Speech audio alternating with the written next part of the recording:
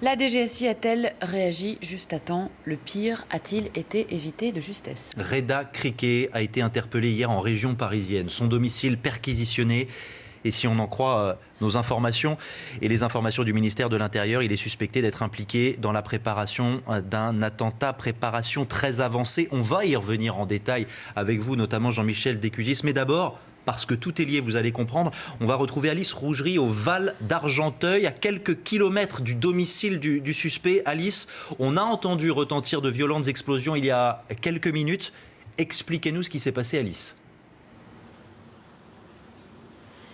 Oui, 2 grosses explosions, c'est ce que nous disent les habitants, les témoins de la scène. Ce sont en fait les restes des explosifs qui avaient été retrouvés dans l'appartement en question, l'appartement de cet homme interpellé. Les démineurs ont donc pris ces explosifs et ont détruit les charges. Nous sommes environ à 1,5 km de l'immeuble en question, près du cimetière d'Argenteuil, dans le Val d'Argenteuil. Les enquêteurs qui se sont volontairement éloignés des habitations, mais les habitants qui ont donc entendu ces explosions, ils se sont inquiétés. Une femme nous disait qu'elle avait d'ailleurs hésité à mettre ses enfants à l'école ce matin avec toute cette présence policière dans la ville. Le périmètre de sécurité dans le centre-ville d'Argenteuil est maintenu en place depuis hier fin de journée, 17-18 heures.